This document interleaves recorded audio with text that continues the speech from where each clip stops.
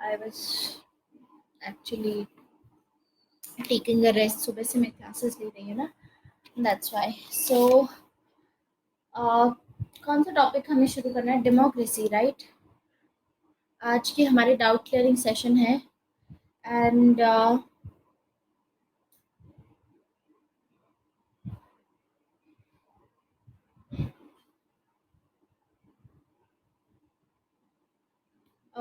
बताइए, doubt clearing session है आज का.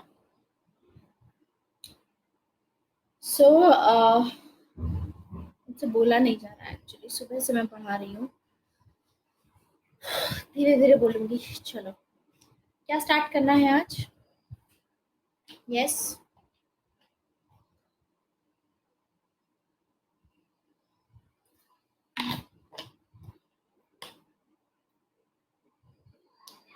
थ्योरीज कवर कर ली थी हमने. अच्छा, डिबेट रह गई थी ना डेमोक्रेसी वाली. डिबेट शुरू करते हैं. अमर्त्य सेन की, अरे वो मैंने कंप्लीट ही नहीं की थी अभी. अमर्त्य सेन की डिबेट अभी बाकी है. अभी तो बिल्कुल शुरू की थी डिबेट मैंने. पूरा पढ़ना है उसको.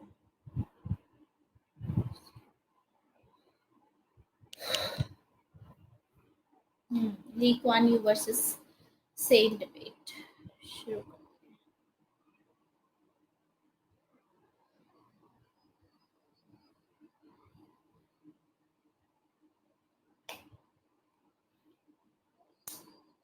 हाय Surya, you are new to my class. Do you understand Hindi?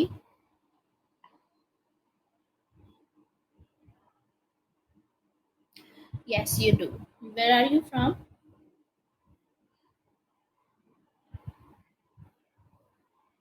Rajasthan. अच्छा, एक्चुअली क्या है कि ये सेशन हिंदी में था ना, तो मुझे लगा कि अगर कोई साउथ इंडियन स्टूडेंट होता है तो डिफिकल्टी रहती है उसमें.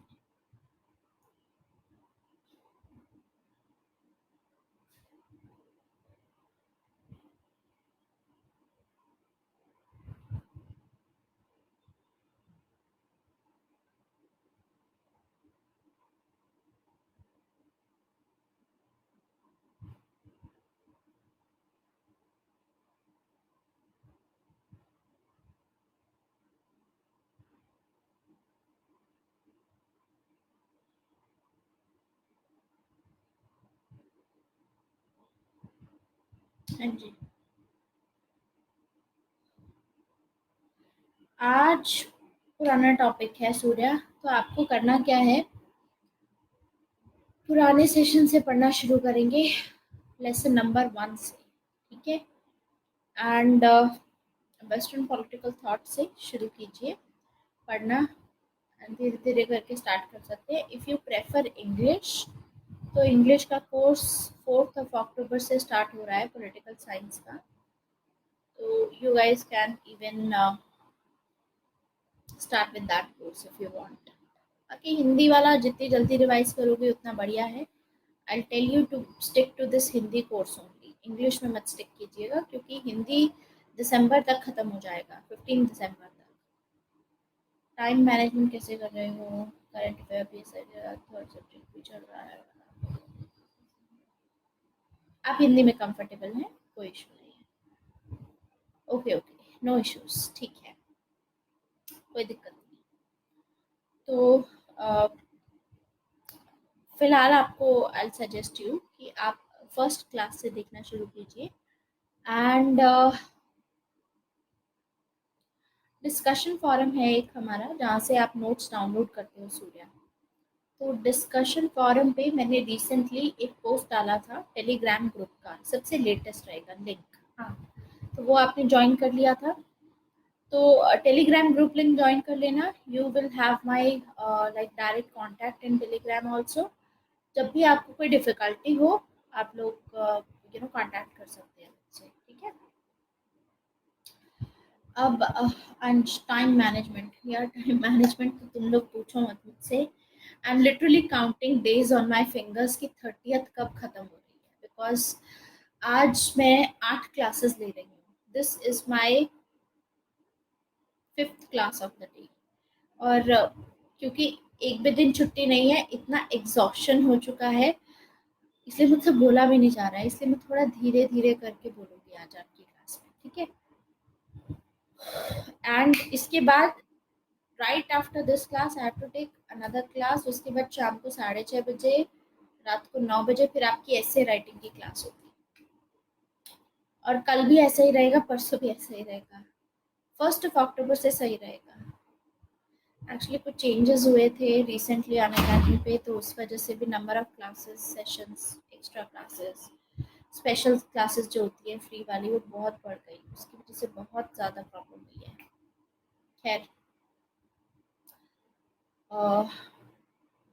हाँ, I am changing the time for this session. Timings मैंने अभी तक अपडेट नहीं किए हैं, क्योंकि 30th को मैं अपडेट करवाऊंगी उनसे। और डेट्स भी चेंज होंगी, तो डेट्स ऐसी रहेंगी कि सैटरडे एंड संडे छुट्टी रहेगी, ठीक है।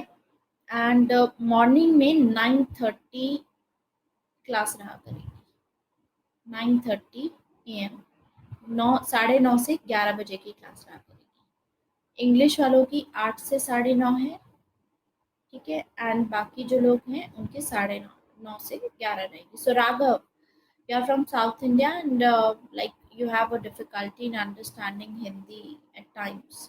So if you want, stick to this course, and for better clarity, you can go for the English medium course that I am going to start from 4th of October.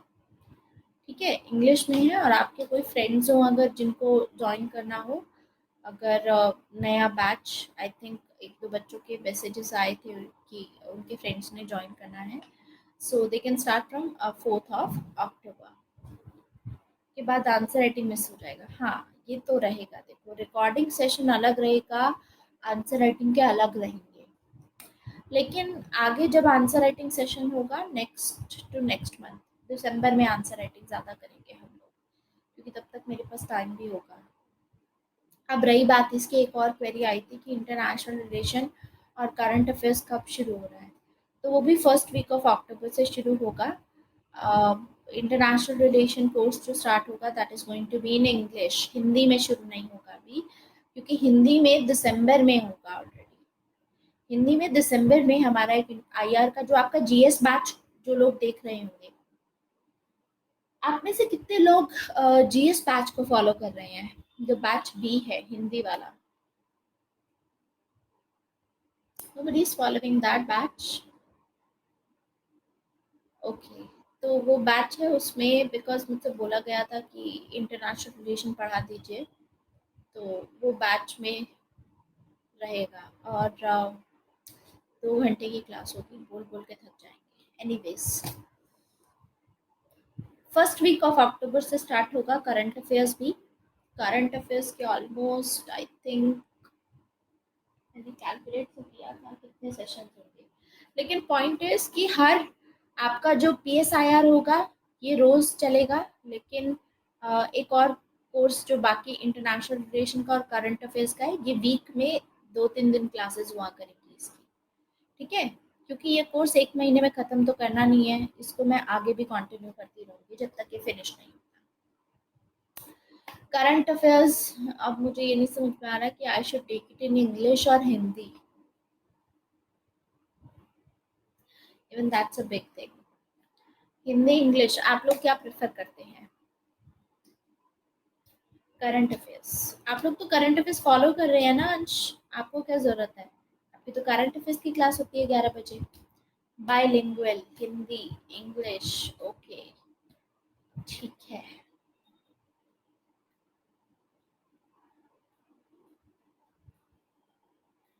English Sumant, okay okay, will see अभी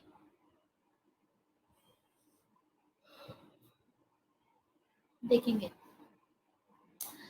हिंदी का हिंदी का रखते हैं, क्योंकि मेरे पास अ, उमंग और प्रांजल इन सभी के मैसेजेस आए थे, ये लोग बहुत कंप्लेन कर रहे थे कि मैम इंग्लिश वालों के लिए बहुत ज़्यादा डेटा है, इनके पास में मटेरियल भी बहुत है, हम लोगों के पास में मटेरियल नहीं है, तो कुछ हिंदी मीडियम के लिए भी होना चाहिए।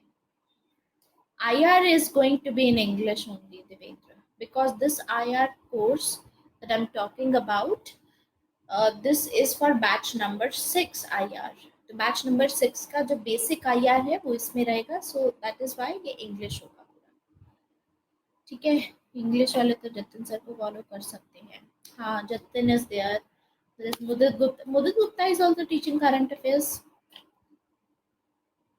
कि सिर्फ पॉलिटी।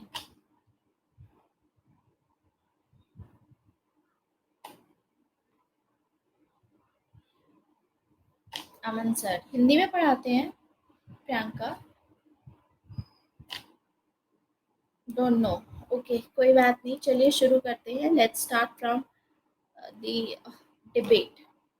बाइलिंगुअल, अच्छा बाइलिंगुअल, ओके फाइन।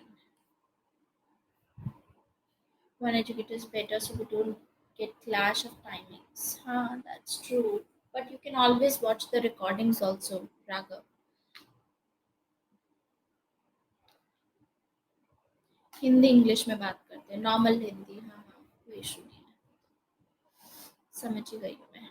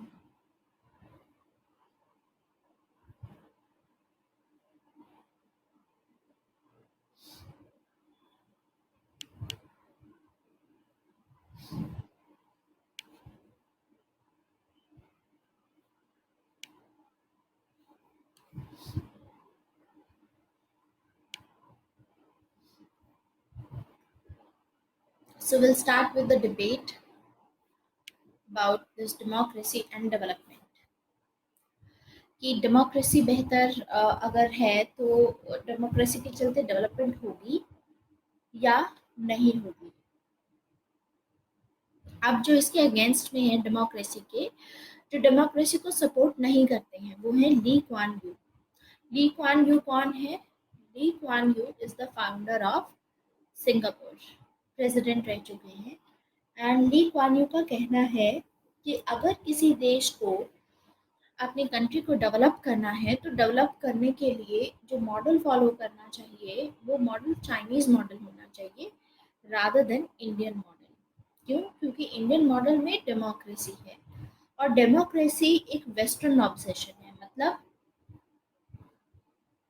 आपको लगता है कि जैसा कंट्री वेस्टर्न कंट्रीज में अगर मॉडल है वही मॉडल आप एशिया में लगा दोगे तो उससे हमारा भी वैसा ही कंट्री बन जाएगा जैसा उनका है, तो ये गलत है।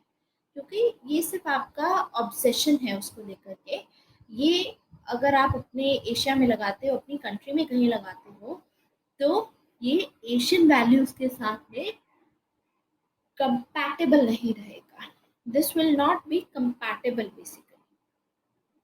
क्यों? क्योंकि वेस्टर्न में जो डेमोक्रेसी की वैल्यू होती है वो इंडिविजुअलिटी पे बेस होती है। इंडिविजुअलिटी मतलब एक पर्सन की अपनी खुद की वैल्यू, अपने डिसीजंस।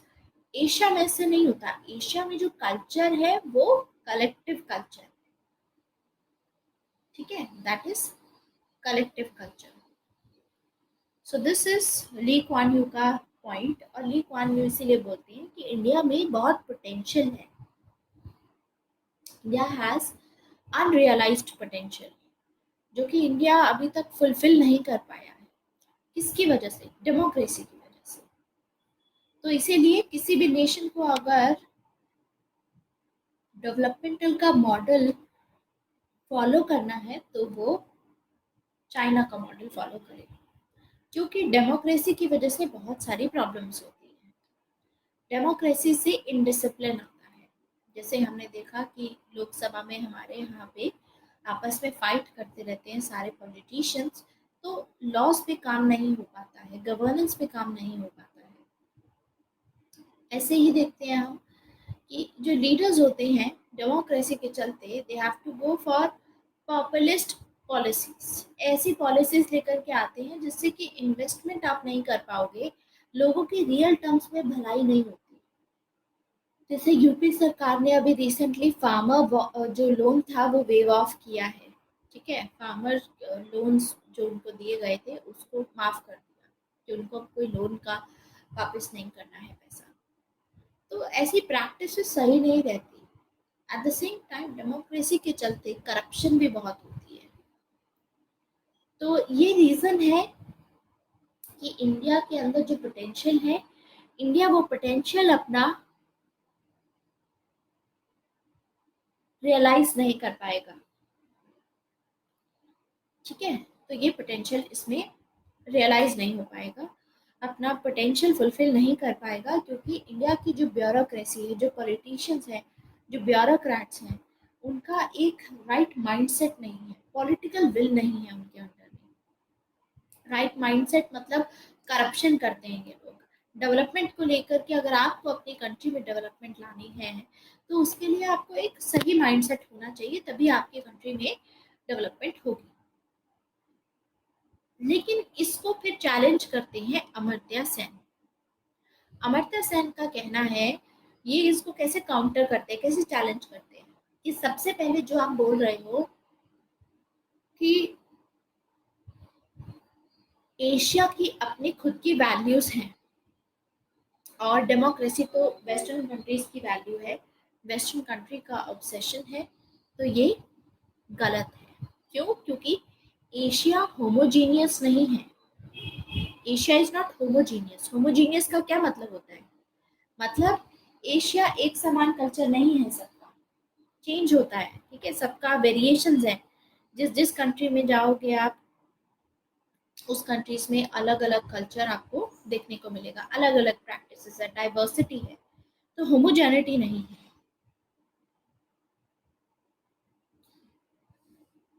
एक मिनट।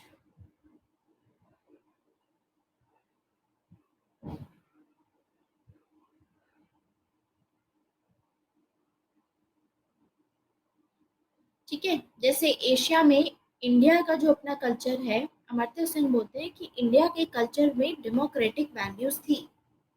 इंडिया के कल्चर में कोई भी डिसीजन लिया जाता था, जैसे बुद्धिस्ट ट्रेडिशन में हम देखेंगे आगे, जो Buddhist political thought Indian political thought category में आएगा, कि बुद्धिस्ट ट्रेडिशन में देखा जाएगा कि यहाँ पर जो राजा पुराने ज़माने में बुद्धिज्म के टाइम पे जो सेलेक्ट किया जाता था वो इलेक्ट किया जाएगा, मतलब हेरिडिटरी नहीं होगा कि राजा का बेटा ही राजा बनेगा, ऐसे नहीं। यहाँ पे क्या होगा कि जो काबिल होगा, ठीक है, उसी को इलेक्ट करके असेंबली इलेक्ट करेगी।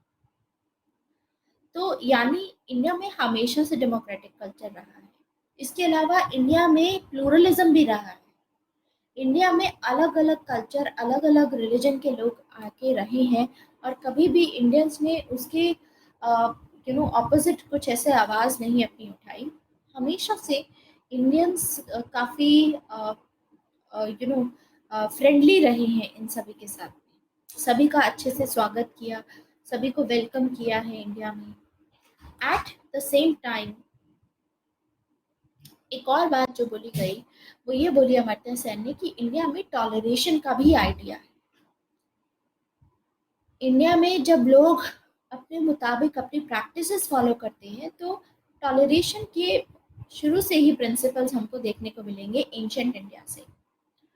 और इंडियन ट्रेडिशन, अगर इंडिया एशिया का पार्ट है तो इंडिया की तो जो कल्चर है वो एशिया से फिर बहुत डिफरेंट हुआ, ऐसा नहीं है। बहुत सारी कंट्रीज हैं जहाँ पर अलग अलग कल्चर्स होते हैं। तो इंडिया ने कोई वेस्टर्न कंट्रीज से इम्प्रेस होकर के, ऑब्सेस्ड होकर के अपनी कंट्री में डेमोक्रेसी इंट्रोड्यूस नहीं की, ठीक है। तो ये मानना है इसका। Lee says we should follow Turkey's version of democracy. Lee Kuan Yew says that we should follow Chinese model of development. Democracy की बात हमारे लिए इम्पोर्टेंट नहीं रहेगी. हमारे लिए जब भी डिबेट आएगी हमारे सिलेबस के अकॉर्डिंग आयुष, हमको इस चीज़ पे फोकस करना है कि क्या डेवलपमेंट आएगी कि नहीं इससे. ठीक है. It is all about related to this whole debate. इसके बाहर क्वेश्चन नहीं पूछा जा सकता कि इनका क्या आइडिया था, कि ली क्वान यू क्या बोलते थे. ठीक है. और इसके साथ में हम देखेंगे जब अमर्त्य सेन खुद इनको क्रिटिसाइज करेंगे तो अमर्त्य सेन खुद भी बहुत सारे एग्जाम्पल्स देंगे बहुत सारी कंट्रीज के, जैसे बोट्सवाना का एग्जाम्पल देंगे. ऐसे ही इंडिया का भी एग्जाम्पल इसमें दिया जाएगा. इंडिया के एग्जाम्पल पे केरला आएगा, गुजरात का मॉडल आएगा, ये पूरा इसमें डिस्कशन होगा. इनफैक्ट जब भी हम ली क्वान यू की बात करते हैं रिगार्डिंग दिस, तो इनका मतलब ऑब्वियसली रिगार्डिंग लाइक डेमोक्रेसी के अकॉर्डिंग अगर बात की जाए तो ये डेवलपमेंट के सेंटर अराउंड में पहले तो चाइना को बोलेंगे, और साथ में टर्की का मॉडल ऑफ डेमोक्रेसी भी अगर देखो तो टर्की में क्या मॉडल ऑफ डेमोक्रेसी है आप खुद बताइए, whether Turkey is truly democratic or not. बहुत ही एसिमेट्रिक है. ठीक है. हेनरी किसिंगर भी होंगे सिंगापुर के बारे में जो लिखेंगे, जो ली क्वान यू के अपने आइडियाज हैं उसके बारे में भी अगर बताएंगे तो उन्होंने भी काफ़ी कोट किया है, इंक्लूडिंग ली क्वान यू को कोट किया था. ठीक है.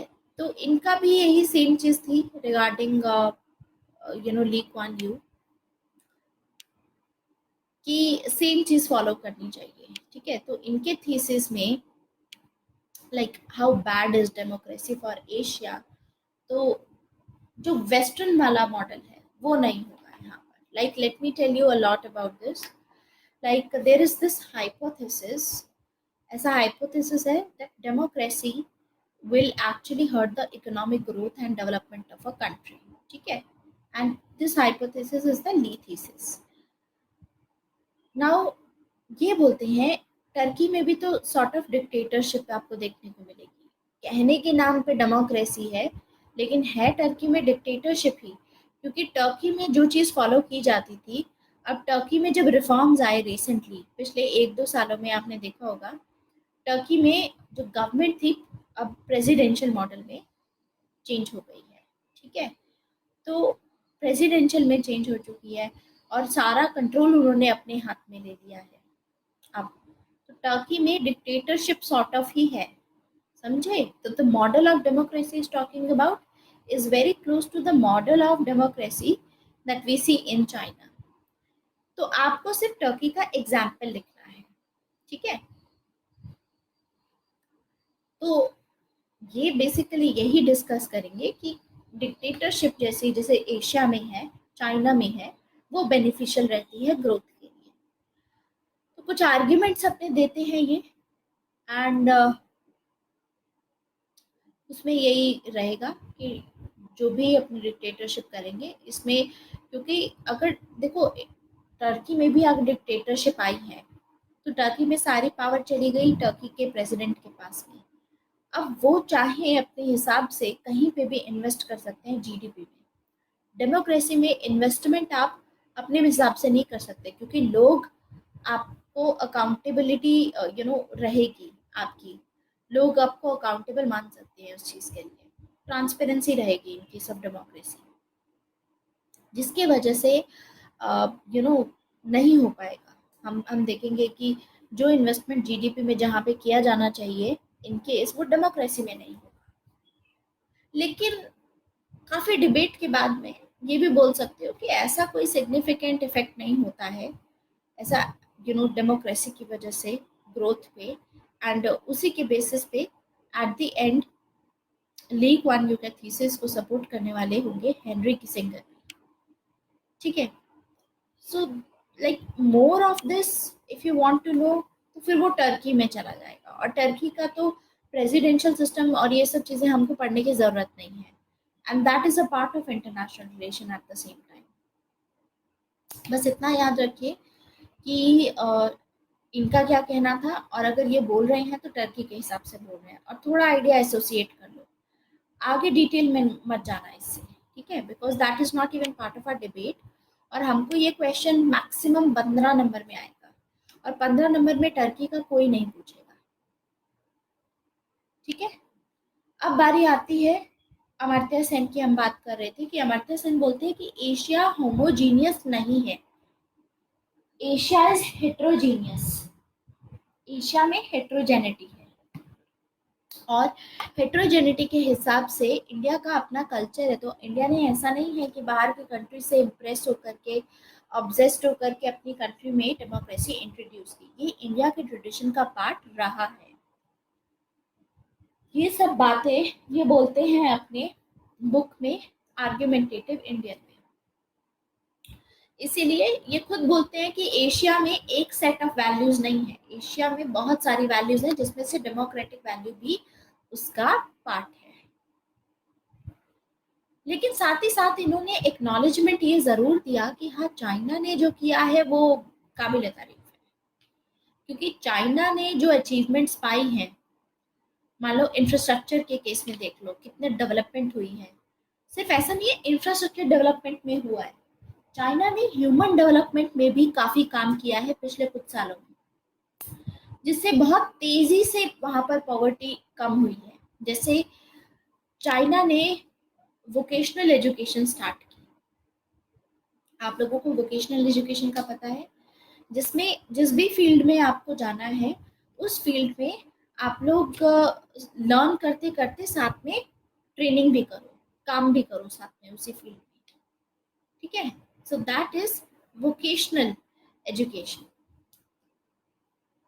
उस फील्ड में आप एक्टिव रहो। अभी क्या होता है आज के ज़माने में, इंडिया में जो प्रेजेंट है, इंडिया में जो इंजीनियर्स निकलते हैं, उन लोगों को 4 साल सिर्फ पढ़ाया जाता है, प्रैक्टिकल नॉलेज कुछ नहीं दी जाती, बुकिश नॉलेज होती है सारी। और इसी वजह से मैक्सिमम हम देखेंगे कि जो इंजीनियरिंग करते हैं वो लोग बैंकिंग में चले जाते हैं, या सब सरकारी नौकरी में आ जाते हैं, जहाँ पर ऐसी चीज़ की रिक्वायरमेंट नहीं होती है, ऐसा कोई स्पेशल स्किल्स जो आप सीख करके तो वहाँ से आए नहीं होते। क्वालिटी ऑफ एजुकेशन बहुत मैटर करती है। और चाइना ये जो अचीवमेंट कर पाया है, चाइना ने अपना इंफ्रास्ट्रक्चर भी डेवलप किया, eight the same time human development भी की, ह्यूमन कैपिटल भी इस्टेब्लिश किया। चाइना ने अपना पॉवर्टी लेवल्स इरेडिकेट किए, चाइना ने अपने बहुत ज़्यादा लोग अनपढ़ हुआ करते थे, प्रमोट किया है पूरा लिटरेसी को। चाइना ने हेल्थ के मामले में, न्यूट्रिशन के मामले में बहुत इम्प्रूवमेंट लेकर के आया है, जबकि चाइना में डेमोक्रेसी नहीं है। तो ये बोलते हैं कि चाइना की जो अचीवमेंट्स है काबिल तारीफ है, सही है, अच्छी अच्छी अचीवमेंट्स है, ठीक है। लेकिन इसका फैक्टर ये नहीं है कि क्योंकि चाइना में डेमोक्रेसी नहीं थी इसीलिए चाइना बेटर परफॉर्म कर पाया। चाइना ने जो किया, मान ठीक है, मान लेते हैं चाइना ने किया, लेकिन सिर्फ ये बोलना कि क्योंकि चाइना में डेमोक्रेसी नहीं थी इस वजह से ही चाइना सक्सेसफुल हुआ, ये गलत है। चाइना में इसीलिए अचीवमेंट आई क्योंकि जो चाइना के लीडर्स थे उनके पास में पॉलिटिकल विल थी, मतलब वो चाहते थे पॉलिटिकली विल, मतलब पॉलिटिशियंस जो थे वो चाहते थे कि चाइना में इम्प्रूवमेंट हो। ये लोग इंटेलिजेंट थे, यहाँ के लीडर्स चाइना के। इनको समझ में आया कि चाइना इकोनॉमिक रिफॉर्म्स का बेनिफिट तब तक नहीं उठा पाएगा जब तक चाइना अपने मासेस के अंदर में कैपेसिटी बिल्डिंग नहीं कर देता। मतलब मान लो अपने इंडिया में क्या हो रहा है, इंडिया में एलपीजी रिफॉर्म्स आ गए, मार्केट ओपन हो गई, सब कुछ हो गया, लेकिन अभी भी कैपेसिटी बिल्डिंग नहीं है। इंडिया में जो कंपनीज आती हैं, ज़्यादातर कंपनीज में मैन पावर उस लेवल की नहीं है क्योंकि स्किल नहीं है। कैपेसिटी बिल्डिंग का मतलब आपने स्किल डेवलपमेंट तो किया नहीं अपने यूथ में। ये भी कहीं ना कहीं रीजन है कि कंपनीज क्यों कम प्रॉफिट कमाती हैं या बिजनेस क्यों इतना कम करती हैं। स्किल्स बहुत इंपॉर्टेंट है।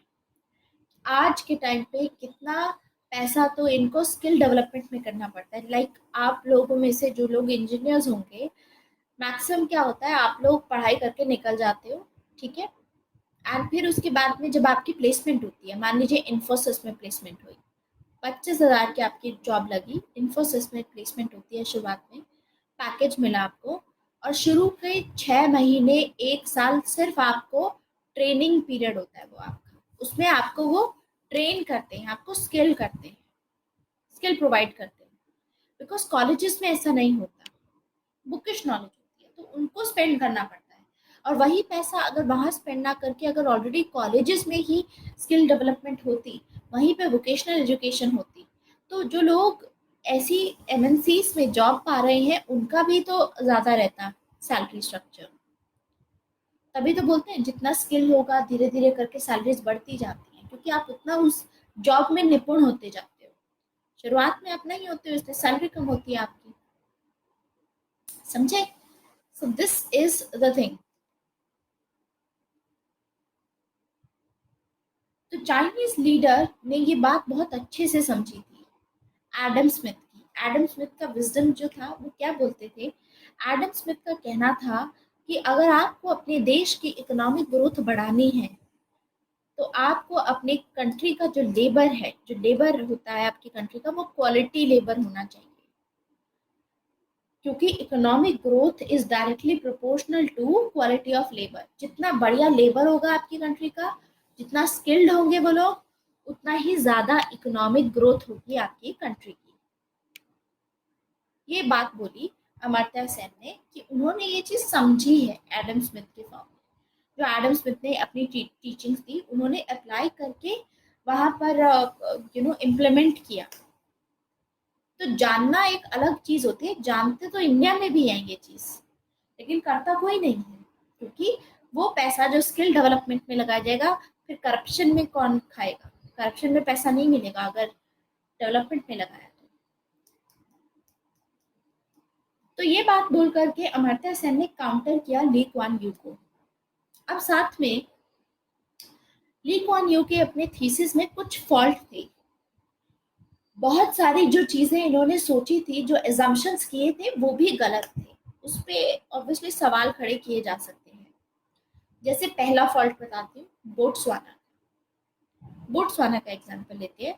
बोट्सवाना एक अफ्रीकन कंट्री है, तो अमर्त्य सेन ने बोला छोटी सी कंट्री है, ठीक है, लेकिन डेमोक्रेटिक है, डेमोक्रेसी है वहां पर, उसके बावजूद उसकी इकोनॉमिक ग्रोथ आप देखोगे तो कितनी तेजी से बढ़ रही है वो इकोनॉमिक ग्रोथ, उसकी higher rate of economic growth है वहां पर।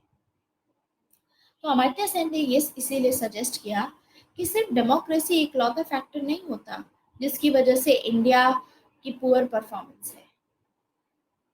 इंडिया में केरला का मॉडल देखो आप, केरला स्टेट किस तरीके से डेवलप हुआ है। आप केरला में देखो, लिटरेसी वाइज लोग कितना आगे हैं, ठीक है, लिटरेसी वाइज लिटरेट सबसे ज्यादा केरला में है, लिटरेसी रेट बहुत हाई है। Eight the same time Kerala में हमको देखने को मिलेगा कि जो लोग हैं वो डॉक्टर्स, इंजीनियर्स सारे, स्पेशली डॉक्टर्स, साइंटिस्ट केरला से बहुत निकलते हैं लिटरेसी रेट की वजह से। एट द सेम टाइम बहुत स्किल्ड भी होते हैं। केरला ने काम किया है इस चीज पे, उन्होंने ऐसे लॉज लेकर के आए, पॉलिटिकल विल थी वहां के पॉलिटिशियंस की। और कितने सारे लोग होते हैं केरला के जो यहाँ से गल्फ कंट्रीज भी जाते हैं, या फिर हम देखेंगे कि बाहर वाली कंट्रीज में, यूएसए में डॉक्टर्स हैं बहुत बड़े बड़े, बहुत फेमस फेमस डॉक्टर्स हैं, साइंटिस्ट हैं बहुत बड़े बड़े। सो this is all because of political will. तो अमर्त्य सेन का कहना था कि पॉलिटिकल विल की वजह से आज के टाइम पे केरला में लोगों के पास में गुड क्वालिटी ऑफ लाइफ है। तो हम, क्योंकि हमारी कंट्री में डेमोक्रेसी है, उसकी वजह से हमारी कंट्री में डेवलपमेंट नहीं हो पाया, ये आप अज्यूम कर रहे हैं, ये गलत है। इनफैक्ट अमर्त्य सेन डेमोक्रेसी को सपोर्ट करते हैं। अमर्त्य सेन बोलते हैं कि डेमोक्रेसी बेटर होती है क्राइसिस मैनेजमेंट में। कभी भी कोई क्राइसिस आता है, कोई सिचुएशन ऐसी आती है, तो उस सिचुएशन में डेमोक्रेसी ही सबसे बेहतर होती है। जैसे कि ब्रिटिशर्स के टाइम पे इन्होंने बताया कि बंगाल में फेमाइन्स आए थे, सूखा पड़ा था जिसकी वजह से लाखों लोग मरे थे। हम लोग मॉडर्न हिस्ट्री में पढ़ते हैं ये 1890s के टाइम पे, 1899 के टाइम पे फेमाइन्स आए थे। तो उसका एग्जाम्पल लेकर के अमर्त्य सेन अपनी बुक में ये बोलते हैं कि ये जो रीजन है इसका कि इतने लाखों लोग मरे थे, उसका रीजन ये नहीं था कि फूड नहीं था हमारी कंट्री में। फूड था, खाना था। प्रॉब्लम ये थी कि गवर्नमेंट रिस्पॉन्सिबल नहीं थी। गवर्नमेंट रिस्पॉन्सिबल नहीं थी क्योंकि ब्रिटिशर्स ने इस चीज पे ज्यादा ध्यान नहीं दिया, इसीलिए इतना एग्रीगेट हुआ। अदरवाइज फेमाइन पड़ता है, आज के टाइम पे देख लो आप, फेमाइन्स तो आज भी आते हैं, सूखा तो आज भी पड़ता है, कितने लोग भूखे मरते हैं। गवर्नमेंट रिस्पॉन्सिबल है क्योंकि आज के टाइम पे आज फ्रीडम ऑफ प्रेस है। आज अगर लोग मरेंगे तो न्यूज में सबसे पहले टॉप पे, फ्रंट पे हाईलाइट होगा कि इतने लोग भुखमरी से मरे, सरकार क्या कर रही है। उस टाइम पे तो फ्रीडम ऑफ प्रेस भी नहीं हुआ करता था। बहुत सारे ऐसे लॉज लाए गए थे जिसके चलते प्रेस को के ऊपर रिस्ट्रिक्शंस लगाई गई थी। तो ये रीजन होता है कि जब डेमोक्रेसी नहीं होती, डेमोक्रेसी होनी बहुत ज़रूरी है, फ्रीडम ऑफ प्रेस और रिस्पॉन्सिबल गवर्नमेंट होना ज़रूरी। रिस्पॉन्सिबल गवर्नमेंट तब होती है जब वहाँ के जो लोग हैं वो सेलेक्ट करते हैं, जब गवर्नमेंट को इस चीज़ का रहता है कि हमको भी हमारी अकाउंटेबिलिटी हमसे पूछी जाएगी कि people will held the government accountable for their actions, कि आपने क्या किया। इंडिपेंडेंस के बाद भी आए हैं फेमाइन्स, लेकिन बहुत कम लोग मरे हैं। लेकिन अगर आप चाइना का केस देखोगे, कंबोडिया का केस देखोगे, सूडान का केस देखोगे, बहुत सारी ऐसी कंट्रीज हैं जहां पर फेमाइन्स आए और लाखों लोग मरे, क्योंकि वहां डेमोक्रेसी नहीं, गवर्नमेंट रिस्पॉन्सिबल ही नहीं है। That's fine. सो ये सपोर्ट करते हैं डेमोक्रेसी को कि democracy is better for crisis management.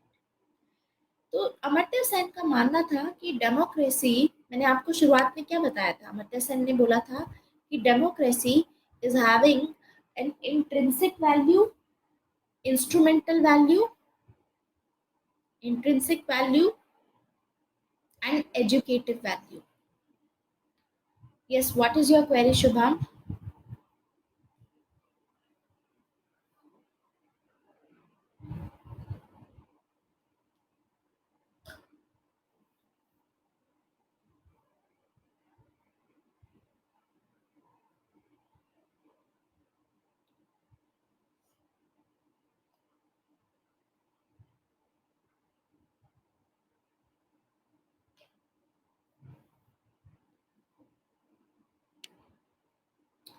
तो तीन चीजों की बात करते हैं अमर्त्य सेन अपनी बुक में। पहली है intrinsic value, educative value and instrumental value.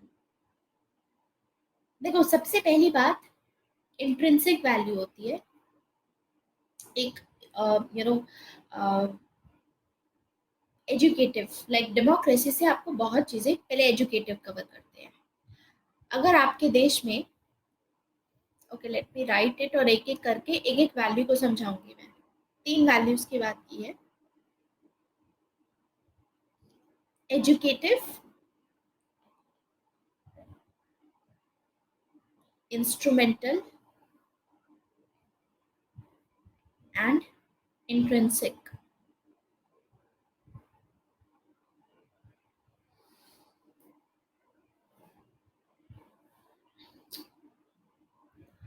At the state and at the state center and the state level, there are public representatives to whom we can hold accountable.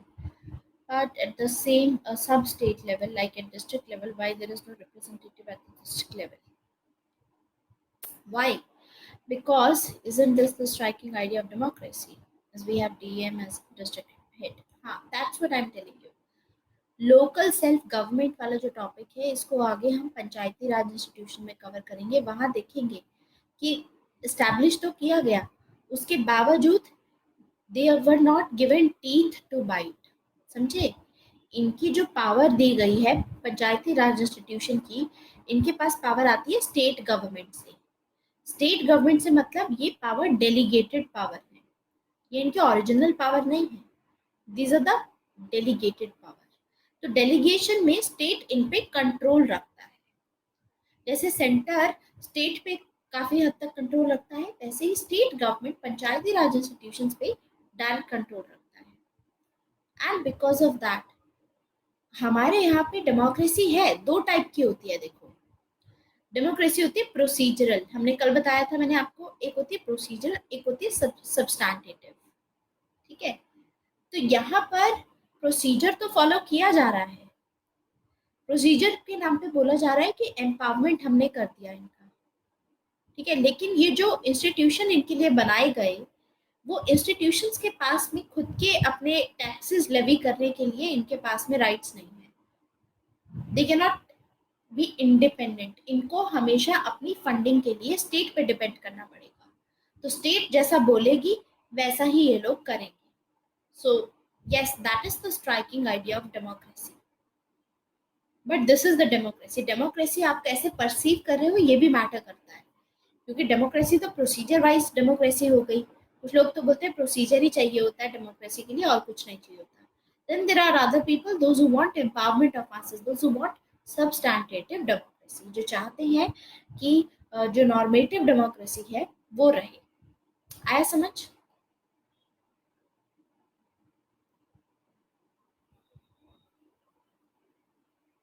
Accountability है grass root level पे, फिर ऐसे तो state level पे भी accountability रहेगी, central level पे भी अकाउंटेबिलिटी रहेगी, फिर भी करप्शन होते हैं।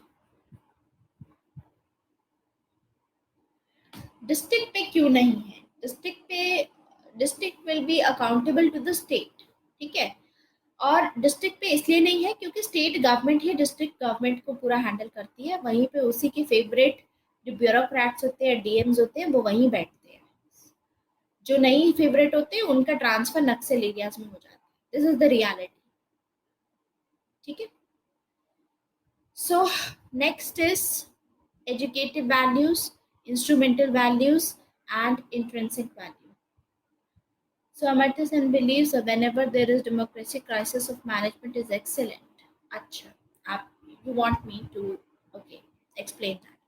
आयुष, देखिए, हमारी कंट्री में आज डेमोक्रेसी है, 1947 के बाद से डेमोक्रेसी आई है। ठीक है? अब इसमें क्या होता है, कोई भी क्राइसिस आई, मान लो फूड क्राइसिस आया, किसी एक पर्टिकुलर स्टेट में फूड क्राइसिस आया, फूड क्राइसिस को भी भूल जाओ, रिसेंट बोलते हैं, केरला में फ्लड्स आए थे, आसम में फ्लड्स आए थे। आपने देखा होगा कि पूरा इनिशिएटिव चला था पूरे देश में, जिसमें लोग कंट्रीब्यूट कर रहे थे, राइट? गवर्नमेंट को भी अकाउंटेबल माना गया था, गवर्नमेंट भी पैसा दे रही थी इसको टैकल करने के लिए। गवर्नमेंट ने अपनी फोर्सेस भेजी थी, पैरामिलिट्री फोर्सेस भी गई थी, लोगों को रेस्क्यू करने के लिए, उनके लिए कैंप्स खोले गए ताकि जो भी उनको इश्यूज रहते हैं जल्दी से जल्दी, अर्लीस्ट से अर्लीस्ट वो ट्रीट किए जा सके, जिससे कि डेथ टोल्स नहीं बढ़ेंगी, ज़्यादा लोग नहीं मरेंगे, है ना? तो ये होती है अकाउंटेबल गवर्नमेंट। ये डेमोक्रेसी की वजह से है। क्यों? क्योंकि यही तो वो लोग हैं जिन लोगों ने इन पार्टीज को सेलेक्ट किया होगा, इनको पावर में रखा होगा। मान लो किसी गवर्नमेंट ने फ्लड्स आए और किसी गवर्नमेंट ने ये एक्शंस नहीं दिए, कोई पैरामिलिट्री फोर्स नहीं भेजी, कुछ नहीं भेजा, तो वहां के लोग क्या उस गवर्नमेंट पे ट्रस्ट करेंगे? नहीं करेंगे, तो वो सरकार ही गिर जाएगी। तो डेमोक्रेसी अकाउंटेबल रहती है, तो इनके ऊपर अकाउंटेबिलिटी रहती है। ये लोग इसीलिए कोई भी क्राइसिस आता है तो मैनेजमेंट करने के लिए सरकार भी पैसा देती है, सेंटर से भी पैसा आता है, लोग इन्हीं डेमोक्रेटिक वैल्यू की वजह से, चाहे दूसरे स्टेट्स के लोग हों, बिकॉज आपकी अपनी कंट्री है, वो लोग यहाँ पर कंट्रीब्यूट करते हैं। जैसे जोमेटो के थ्रू भी बहुत अलग अलग इनिशिएटिव्स चले, अलग अलग फाउंडेशंस ने इनिशिएटिव्स चलाए, सभी ने मिलकर के यहाँ पर कंट्रीब्यूट किया है, काफी सारा पैसा दिया गया रिलीफ फंड में। तो that is the crisis of management. इससे पहले अगर वापस जाओ 1890s की बात है, जब ब्रिटिश गवर्नमेंट हुआ करती थी, तो वहां तो डेमोक्रेसी नहीं थी, क्योंकि ब्रिटिश गवर्नमेंट तो डिस्पोटिक रूल थी, है ना।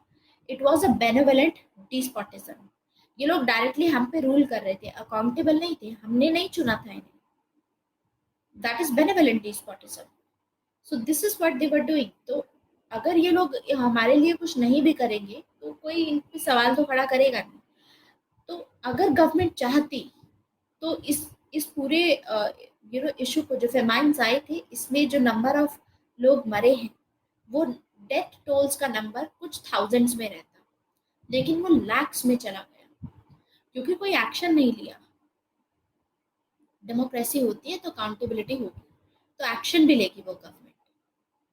आया समझ आयुष?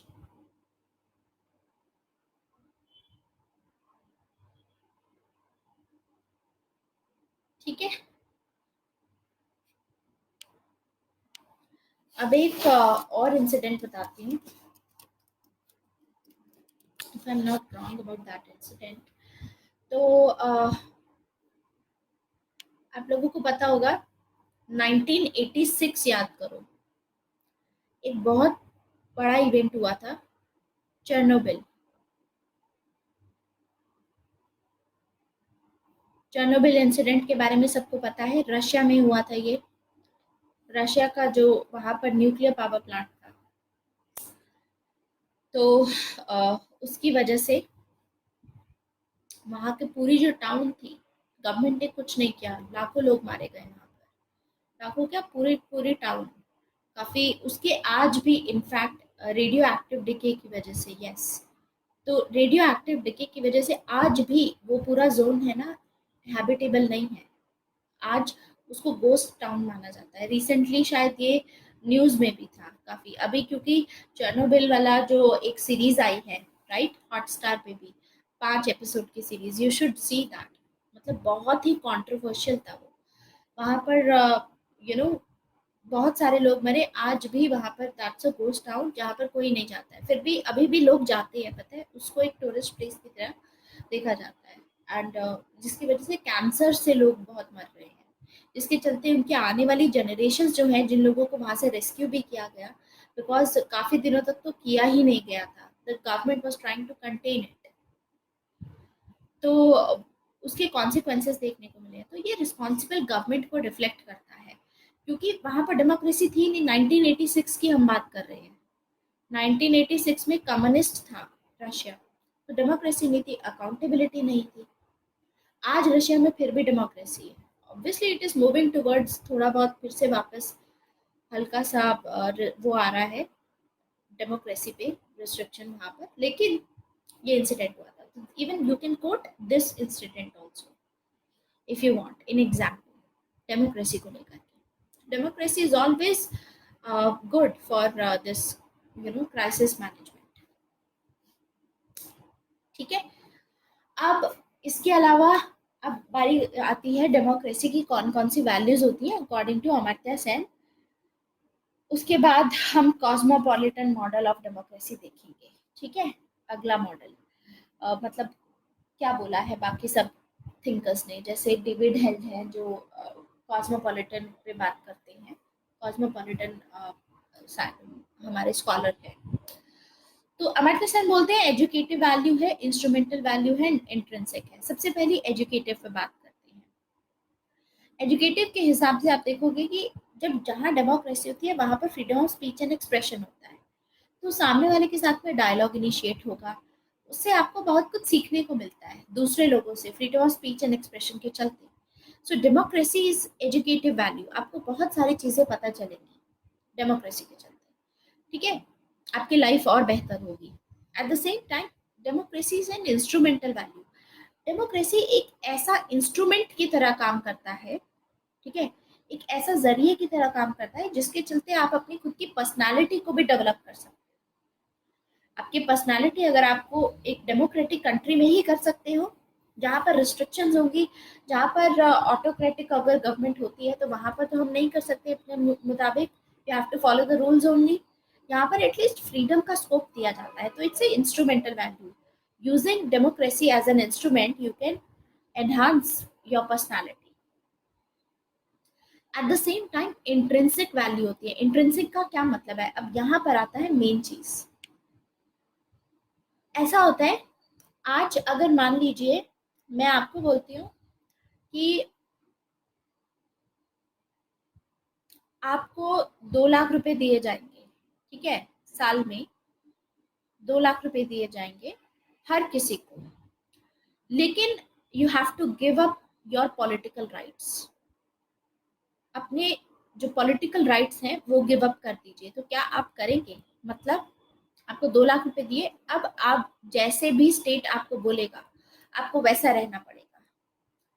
क्या आप रहेंगे वैसे? सपोज आप गिव अप करेंगे? नहीं करेंगे, ठीक है, ऑब्वियसली नहीं किया जाएगा। क्यों नहीं किया जाएगा? क्योंकि हमारे ये एक इंट्रिंसिक वैल्यू रहती है, हमारे अंदर ये चीज रहती है, हमको ये एक यूनिक पोजीशन पे डालती है कि हम हमारा एग्जिस्टेंस भी इम्पोर्टेंट है। तो जस्ट बिकॉज कि हमको पैसे मिले, हम अपना ये एग्जिस्टेंस की हमारी जो वैल्यू है, जैसे आज गरीब आदमी की क्या वैल्यू है? गरीब आदमी की वैल्यू तब पता चलती है जब गरीब आदमी से वोट मांगा जाता है हर 5 साल में, या स्टेट गवर्नमेंट या डिस्ट्रिक्ट में, तब वैल्यू पता चलती है ना, तब आते हैं लोग, बड़े बड़े नेता भी आते हैं उनसे वोट मांगने के लिए, तब रैलीज होती हैं, बुलाया जाता है, खिलाया पिलाया जाता है। तो ये वैल्यू बहुत इंपॉर्टेंट है, ये अपने आप में जो अपने अंदर की हमारी वैल्यू होती है, तो हम इसको कभी गिव अप नहीं करेंगे इकोनॉमिक राइट्स के लिए। जस्ट बिकॉज कि हमको अलाउ किया जाए कि हम कितना भी कमा सकते हैं, हम पे कोई टैक्स मत रखो, तो पॉलिटिकल राइट्स पे फिर कुछ भी हो सकता है अगर आपने गिव अप कर दिया। तो अमर्त्य सेन यही बोलते हैं कि ये गलत होगा सोचना कि लोग अपनी प्रायोरिटी इकोनॉमिक राइट्स को देंगे। लोग अपनी प्रायोरिटी हमेशा पॉलिटिकल राइट्स को ही देंगे। डेमोक्रेसी, अगर आप ये सोच रहे हैं कि इकोनॉमिक ग्रोथ को, कि तेजी से आपकी कंट्री नहीं ग्रो कर पाएगी, तो ये आपकी गलत फहमी है। क्योंकि डेमोक्रेसी जिस कंट्री में होती है वहीं पे डेवलपमेंट होती है। क्योंकि जो डेवलपमेंट डेमोक्रेसी के चलते होगी वो डेवलपमेंट डेमोक्रेटाइज्ड होगी। जैसे कि चाइना में देखते हैं, चाइना में जो डेवलपमेंट हुई है सारी डेवलपमेंट अर्बन एरियाज में हुई है, रूरल एरियाज में कोई डेवलपमेंट नहीं हुई है। तो चाइना तेजी से बढ़ा, लेकिन अर्बन एरियाज में, आज भी रूरल एरियाज में जाओगे तो रूरल एरियाज बहुत ही बैकवर्ड है। और जबकि इंडिया के केस में इंक्लूसिव डेवलपमेंट हो रही है। इंक्लूसिव का मतलब सभी के लिए हो रही है, अर्बन में हो चाहे रूरल में हो, चाहे गांव का इलाका हो, वो भी धीरे धीरे डेवलप हो रहा है। आया समझ कि क्यों ये बोलते हैं कि डेमोक्रेसी बेहतर है? क्योंकि डेमोक्रेसी के चलते डेवलपमेंट डेमोक्रेटाइज्ड हो जाती है, मतलब इंक्लूसिव ग्रोथ होती है, सस्टेनेबल होती है। ऐसा नहीं है कि अब चाइना कैसे डेवलपमेंट करता है, चाइना ने डेवलपमेंट किया, चाइना ने अपने लोगों को बहुत वो सब लिटरेसी प्रमोट की, चाइना ने स्किल प्रोवाइड किया, लेकिन चाइना में एनवायरमेंटल पोल्यूशन देखिए, चाइना ने सस्टेनेबल डेवलपमेंट नहीं किया। अगर चाइना में डेमोक्रेसी होती तो जो लोग हैं वो ये क्वेश्चन जरूर उठाते कि जो आप स्टेप्स ले रहे हो इससे एनवायरमेंट पे क्या असर पड़ेगा। So therefore Bharat and India is moving together. Intrinsic क्यों नहीं होगी? इंट्रिंसिक मतलब हमने हमारी अपने अंदर की वैल्यू, शुभम, ठीक है। अब मैं डेमोक्रेसी है मान लो हमारी कंट्री में, है ही, ठीक है, आपको बोला जाए कि शुभम आपको इकोनॉमिक राइट्स दिए जाएंगे अपने मुताबिक, जो आपको ऑब्वियसली जहाँ पर भी पैसा कमाना है, कोई आपके ऊपर रिस्ट्रिक्शन नहीं होगी, कोई टैक्सेस नहीं होंगे मान लीजिए, लेकिन आपको अपने पॉलिटिकल राइट्स देने होंगे। तो अब आप मशीन की तरह काम करते रहोगे पैसा कमाने के लिए, लेकिन जहां पर आपको फील होता है कि that you are somewhere powerful. Intrinsic मतलब डेमोक्रेसी आपको एक पावर प्रोवाइड करती है कि हम डेमोक्रेटिक कंट्री में रहते हैं, हर किसी की अपनी एक यूनिक पहचान है, हर किसी का अपना एक व्यू पॉइंट है, तो आप उसको लेकर के एजर्ट नहीं कर पाओगे अगर आप अपना पॉलिटिकल राइट गिव अप करोगे। समझे?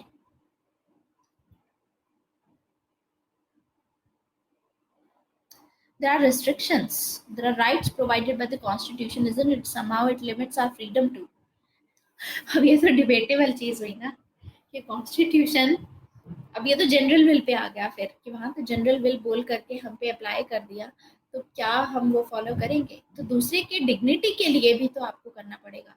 डेमोक्रेसी का ये भी तो मतलब है कि आप सामने वाले की जो डिग्निटी है उसको मेंटेन करें। डेमोक्रेसी का मतलब है सस्टेनेबल रहे सब कुछ, ऐसा अमर्त्य सेन का कहना है। ठीक है,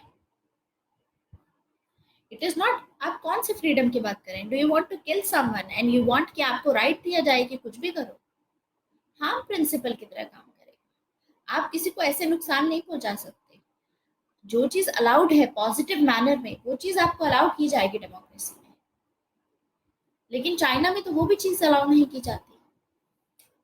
तो चाइना में जो डिसीजंस लिए गए, अगर वहां डेमोक्रेसी होती तो ये लोग इस चीज का जरूर सवाल उठाते कि आपने अर्बन एरियाज तो सारे बना दिए, उनको तो डेवलप कर दिया, वहां पर तो सारी जॉब्स हैं, रूरल एरियाज का क्या? रूरल एरियाज में क्या रहेगा?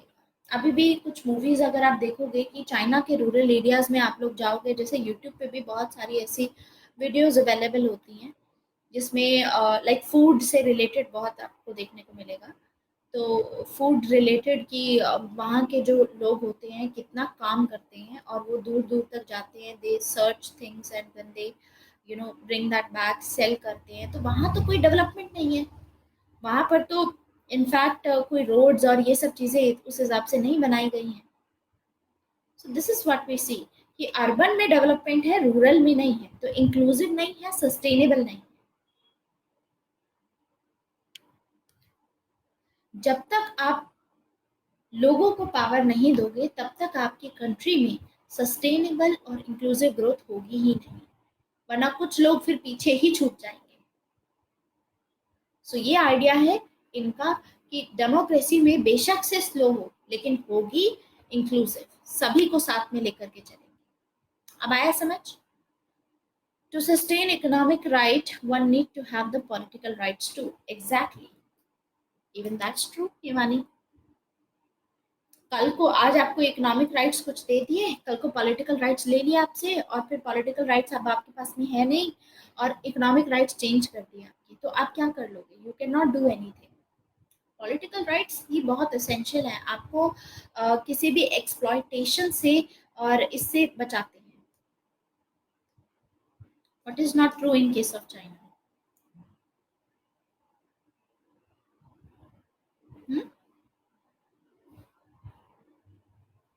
What's not true in case of China, Shubham?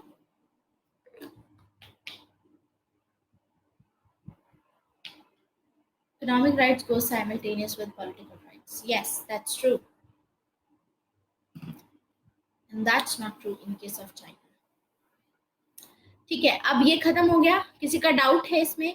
बहुत अच्छी डिबेट है और बहुत इंपॉर्टेंट डिबेट है अमर्त्य सेन की और ली कुआन यू की डेमोक्रेसी पे। एंड इस पे क्वेश्चन आ सकता है 15 to 20 मार्क्स का, तो अच्छे से सारे सारे पॉइंट्स जो भी कीवर्ड्स हैं वो याद रखेंगे। अब एक दो दिन मुझे दीजिए, थोड़ा स्लो रहेगा मेरा एक दो दिन तक, because I am very exhausted these days. लेकिन एक बार ये फिनिश हो गया, 30th ऑफ अक्टूबर चली गई, तो उसके बाद से हमारा सही रहेगा 1st ऑफ अक्टूबर से, बिकॉज आप ही का बैच होगा, दूसरा बैच खत्म हो चुका होगा एंड आप ही के बैच की क्लास हुआ करेगी मॉर्निंग में, तो उसमें एग्जॉस्शन नहीं रहेगा। ठीक है, नाउ आगे बढ़ते हैं हम नेक्स्ट टॉपिक पे। कॉस्मोपॉलिटन मॉडल देखते हैं। ऐसी लैरी डायमंड का भी अपना एक आइडिया है। अब लैरी डायमंड में क्या बोलते हैं डेमोक्रेसी और डेवलपमेंट को लेकर के, लैरी डायमंड की बात करते हैं। अब ये टॉपिक खत्म नहीं हुआ है, लैरी डायमंड का आइडिया भी इम्पोर्टेंट है। लैरी डायमंड का कहना है, ये अगेंस्ट नहीं है डेमोक्रेसी के, लेकिन ये बोलते हैं कि डेमोक्रेसी में कुछ पैराडॉक्सेस होते हैं, मतलब डेमोक्रेसी में कुछ इनकंसिस्टेंसी होती है, कुछ पैराडॉक्सेस होते हैं और इन पैराडॉक्सेस की वजह से ही प्रॉब्लम्स क्रिएट होती हैं, जिसके चलते स्टेबिलिटी नहीं रह पाती, जिसके चलते डेवलपमेंट नहीं हो पाती। मतलब ये ली कुआन यू की तरह नहीं है कि डायरेक्टली बोल रहे हैं कि डेमोक्रेसी होनी ही नहीं चाहिए। ही सेइंग कि पैराडॉक्सेस प्रेजेंट होने की वजह से स्टेबिलिटी भी नहीं रहेगी और डेवलपमेंट नहीं आ पाता है। डेमोक्रेसी के पैराडॉक्सेस की वजह से डेमोक्रेसी सही है। डेमोक्रेसी बिकॉज डेमोक्रेसी में देखो, डेमोक्रेसी में फीचर क्या है, democracy is about competition, democracy is about disagreement. लोग आपस में अगर सहमत नहीं है तो आपस में डायलॉग करेंगे एक दूसरे के साथ में, डायलॉग करने के बाद में ही कोई डिसीजन पे अराइज करते हैं, लेकिन उसमें बहुत टाइम लगता है। तो जब डायलॉग करते हैं, कहीं कंपटीशन होता है आपस में पार्टीज के बीच में या लोगों के बीच में, डिसएग्रीमेंट होता है किसी बात को लेकर के, तो दैट रिजल्ट्स इनटू कॉन्फ्लिक्ट, और कॉन्फ्लिक्ट स्टेबिलिटी पे काफी इम्पैक्ट करती है। जैसे कि हमारी कंट्री में, इंडिया में 2013 तक जब तक कांग्रेस थी, तो हम देखेंगे कि सिर्फ डायलॉग्स ही डायलॉग्स होते थे, ठीक है, जिसकी वजह से कोई लॉ मेकिंग पे ज्यादा ध्यान नहीं दिया जाता था। क्योंकि डायलॉग्स क्यों होते थे? कोलिशन की वजह से। इंडिया में कोलिशन पॉलिटिक्स चल रही थी। कोलिशन पॉलिटिक्स में होता है कि सारी पार्टीज कुछ मिलकर के पावर में आने के लिए साथ साथ में आ जाएंगी, लेकिन उनकी आइडियोलॉजी मैच नहीं करती है, तो ये लोग आपस में लड़ते भिड़ते रहेंगे। कितनी बार तो नो कॉन्फिडेंस मोशन हुए, रेजोल्यूशन यू नो इंट्रोड्यूस किए गए लोकसभा में, तो जल्दी से एक्शन नहीं लिया जाता, तो स्टेबिलिटी पे अफेक्ट पड़ता है कहीं ना कहीं। तो इंडिया की इकोनॉमी पे भी इसका असर हमें देखने को मिला कि ग्रो नहीं किया इंडिया ने उस टाइम पे। सो डेमोक्रेसी में स्विफ्ट एक्शन नहीं लिए जाते, पैरालाइज हो जाते हैं, ठीक है, स्टैग्नेंट हो जाता है चीजें। डेमोक्रेसी होता है कि कंसेंट के साथ में रूल होता है, कि लोगों ने कंसेंट दिया तो उस हिसाब से फिर आपने लॉ बनाया। लेकिन कंसेंट कंसेंट जो देते हैं, consent itself does not result into performance. क्योंकि लीडर्स जो होते हैं, उनको ये रहता है कि अगर रिफॉर्म्स लेकर के आए तो ये कंसेंट लूज कर देंगे। लोगों का कंसेंट क्या है? लोगों का कंसेंट है कि रिजर्वेशन रहना चाहिए, लोगों का कंसेंट है कि हमारी पेंशन नहीं हटा देंगे, पेंशन तो उल्टा बढ़नी चाहिए, लोगों का कंसेंट ये रहता है। और लीडर्स को ये रहता है कि पॉलिटिकल विल क्यों नहीं आएगी, इसलिए नहीं आएगी क्योंकि लीडर्स डरते हैं इस चीज से कि अगर हमने चेंज लाने की कोशिश भी की तो कल को हमारे हाथ से भी कंसेंट चला जाएगा, हम भी पावर में नहीं आएंगे। तो ये डेमोक्रेसी के अगेंस्ट में नहीं है, लेकिन इस पैराडॉक्स की वजह से कि लीडर अगर चाहेगा भी रिफॉर्म्स लाना, अगर चाहेगा भी कंट्री में डेवलपमेंट करना, तो भी पॉसिबल नहीं है, क्योंकि लोग खुद ही हटा देंगे उसको, उस सरकार को। Understood? This is about Larry diamond, इनका व्यू क्या है इसको लेकर के। नेक्स्ट है कॉस्मोपॉलिटन मॉडल। कॉस्मोपॉलिटन आइडिया में डेविड हेल्थ आते हैं। तो डेविड हेल्थ का क्या कहना है, इनकी अंडरस्टैंडिंग ये है कि ग्लोबलाइजेशन के चलते डेमोक्रेसी काफी रिड्यूस हो गई। अब डेमोक्रेसी में वो बात नहीं रही जो पहले हुआ करती थी, वीक हो गई है डेमोक्रेसी ग्लोबलाइजेशन के चलते, क्योंकि ग्लोबलाइजेशन ने नेशन स्टेट के कॉन्सेप्ट को वीक कर दिया है। नेशन स्टेट का कॉन्सेप्ट हुआ करता था जहाँ पे लोग उस कंट्री से अपने आप को एसोसिएट किया करते थे, एक पर्टिकुलर टेरिटरी पे जो पॉपुलेशन रहती थी अपने आप को उससे रिलेट किया करते थे, वो कॉन्सेप्ट अब खुद वीक हो गया है।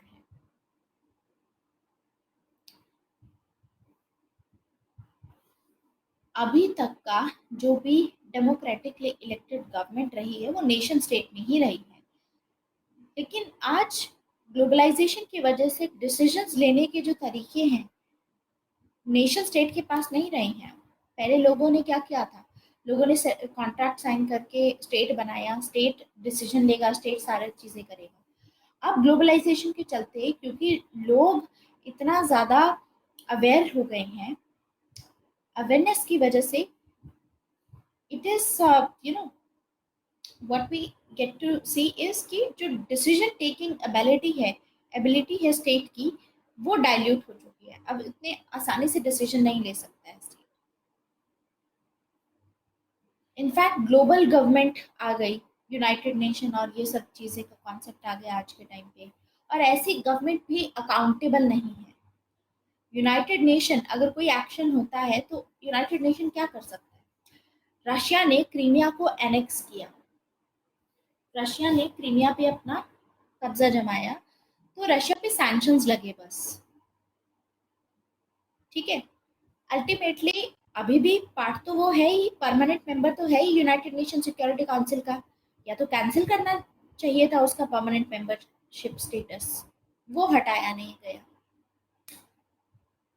तो ट्रांसपेरेंट नहीं है ये जो चीज़ें ग्लोबलाइजेशन के चलते आज के टाइम पे ग्लोबल गवर्नेंस में हम देखेंगे, वो इंस्टीट्यूशंस भी ट्रांसपेरेंट नहीं है, उसमें भी अकाउंटेबिलिटी नहीं है। ये नेशन स्टेट ही खुद मैनेज करते हैं।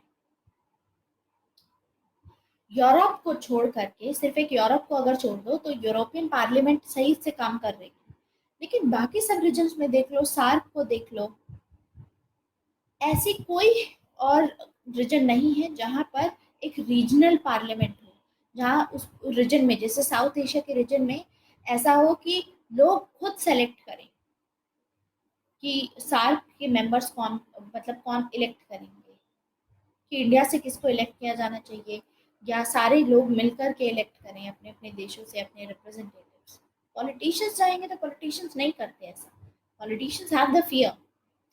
तो कॉस्मोपॉलिटन मॉडल डेमोक्रेसी की बात कर रहे हैं, ये कॉस्मोपॉलिटन लेवल पे, मतलब एकदम इंटरनेशनल लेवल पे अगर डेमोक्रेसी की बात करो कि क्या सबकी सहमति है, जो डिसीजंस इंटरनेशनल पॉलिटिक्स में लिए जाते हैं क्या सबकी सहमति के साथ में लिए जाते हैं? नहीं।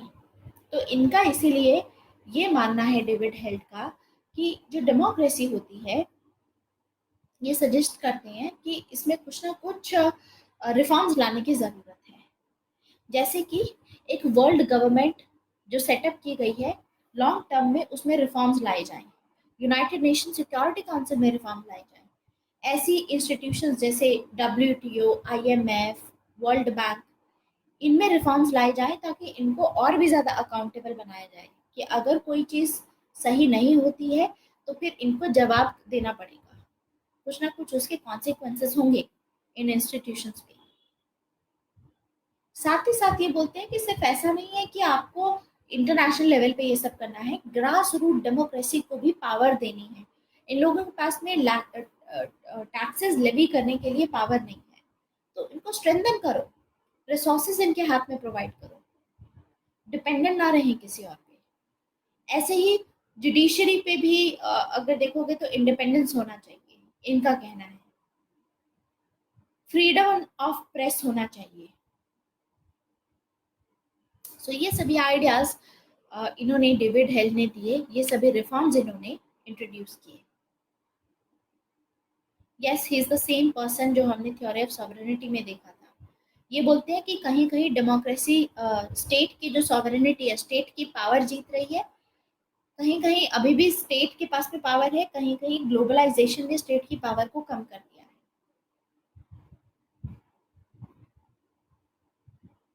ठीक है,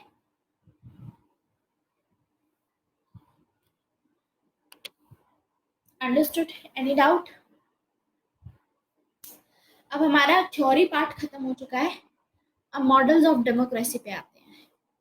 तो दो मॉडल्स हैं, मॉडल्स के हिसाब से बता रही हूँ मैं इसको। मॉडल्स में जब डिवीजन किया जाता है तो रिप्रेजेंटेटिव होती है और एक होती है पार्टिसिपेटरी। रिप्रेजेंटेटिव का मतलब क्या होता है? जिसमें हम डायरेक्ट नहीं पार्टिसिपेट करते स्टेट के अफेयर्स में, हम अपने रिप्रेजेंटेटिव्स भेजते हैं, जैसे एमपीज और एमएलएस सेलेक्ट करते हैं। ये एमपीज और एमएलएस जाएंगे एंड लोकसभा में ये लॉ मेकिंग का काम करते हैं, ये लॉज बनाते हैं, इम्प्लीमेंट करवाते हैं, सारे डिसीजन ये लेते हैं, हम अपने रिप्रेजेंटेटिव्स भेजते हैं। ठीक है, क्योंकि हमारे पास में टाइम नहीं होता, हमारे पास पढ़ने का ही टाइम नहीं है, तो हमारे पास स्टेट के अफेयर्स में पार्टिसिपेट करने का टाइम कैसे होगा? ठीक है, सब लोग बिजी हैं। ठीक है, सो दिस इज द थिंग। तो स्पेशलाइज, इतनी लाइफ इतनी ज़्यादा कॉम्प्लेक्स हो गई आज के टाइम पे कि लोग यहाँ पर पार्टिसिपेट ही नहीं करेंगे डायरेक्टली। तो एक होती है representative which is the indirect democracy, एक होती है पार्टिसिपेटरी। पार्टिसिपेटरी होती है डायरेक्ट डेमोक्रेसी, जिसमें डायरेक्टली हम पार्टिसिपेट करते हैं, जैसा स्विट्जरलैंड में प्रेजेंट है, जो हमने रॉसू में पढ़ा। रूसो में। ठीक है, अब आते हैं रिप्रेजेंटेटिव में। रिप्रेजेंटेटिव में दो मॉडल होते हैं, दो टाइप के मॉडल हैं। पहला है डेलीगेट मॉडल, दूसरा है जॉन स्टुअर्ट मिल का model.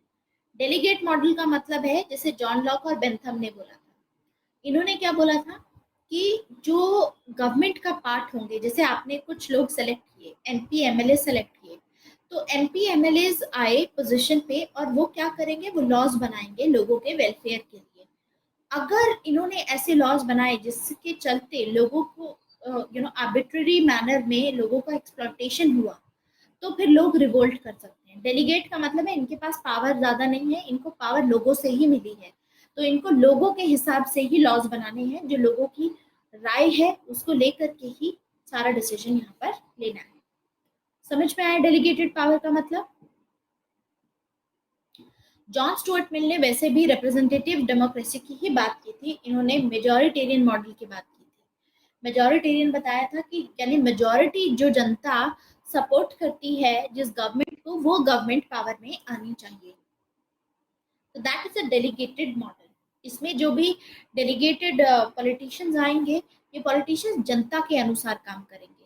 Remember, people are the like, क्या था, state is the trust and people are the trustees. अगर जो स्टेट है वो लोगों की विशेष के अकॉर्डिंग रन नहीं करेगा, तो फिर लोग उसको हटा सकते हैं। They can remove, they can revolt against the state. Any doubt? आवाज आ रही है आप लोगों को? इसमें कोई डाउट है तो बता दीजिए। कोई डाउट नहीं है? ठीक है। अब नेक्स्ट आता है एनलाइटेंड। एनलाइटेंड का क्या मतलब होता है?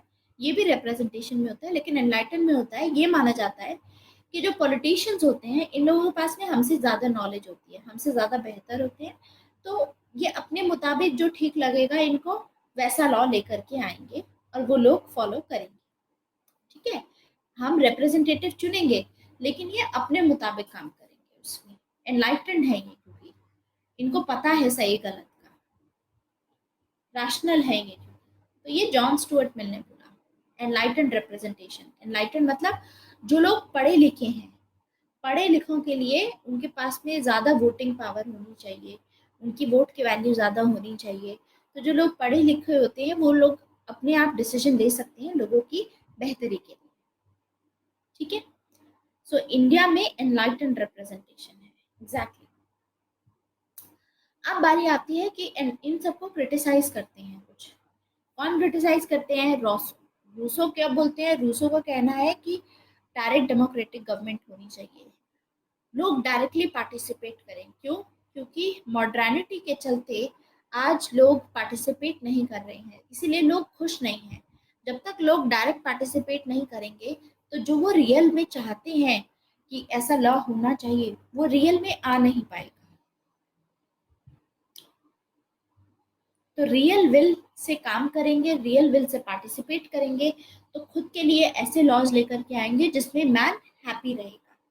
Because he was concern about this idea कि क्या मैन हैप्पी है कि नहीं अपनी जिंदगी में। तो इसमें बोला कि मैन इज नॉट हैप्पी।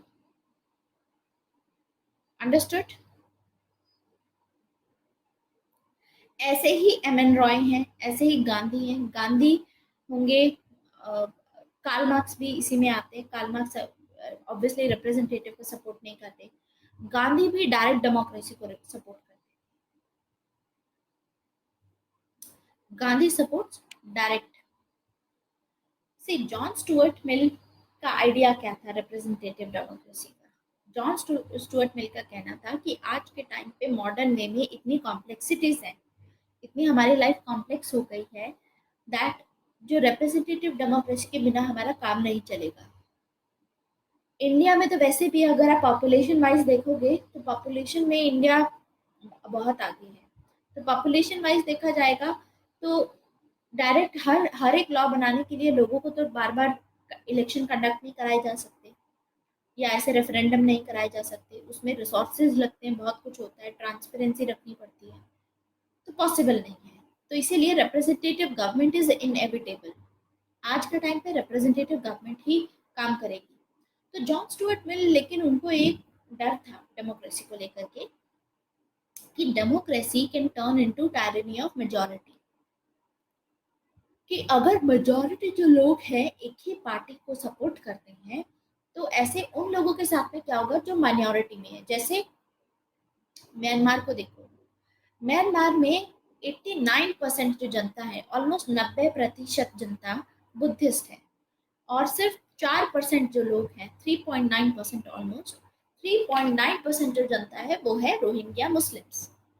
और क्योंकि मेजॉरिटी लोग हैं तो मिनॉरिटी, देखो म्यांमार में एथनिक ग्रुप्स हैं, एथनिसिटी बहुत है म्यांमार में। एथनिसिटी के बेसिस पे इनफैक्ट वहाँ के जो आप स्टेट के नाम देखोगे ना, जैसे हमारे इंडिया में डिवीजन होता है स्टेट्स का, वहाँ के स्टेट के नाम एथनिसिटी के हिसाब से है, वहाँ पे इतने डिवीजन है एथनिसिटी को लेकर के। मतलब बुद्धिस्ट में भी अपने आप वहाँ पर भी एथनिसिटी के बेसिस पे बहुत डिविजन है। तो अल्टीमेटली क्या पता चलता है म्यांमार के केस में, ये जो माइनॉरिटीज है उनके ऊपर एक्सप्लॉइटेशन हो रहा है उनका, ठीक है। जो रोहिंग्या मुस्लिम्स हैं उनको सिटीजनशिप प्रोवाइड नहीं की गई, क्योंकि मेजॉरिटी लोग एक ही चीज में मानते हैं। तो म्यांमार में अभी डेमोक्रेसी भी लाई गई, लेकिन उसके बावजूद भी जो लोग हैं वो रोहिंग्या मुस्लिम्स के अगेंस्ट में है, उनको नहीं प्रोवाइड कर रहे सिटीजनशिप का स्टेटस।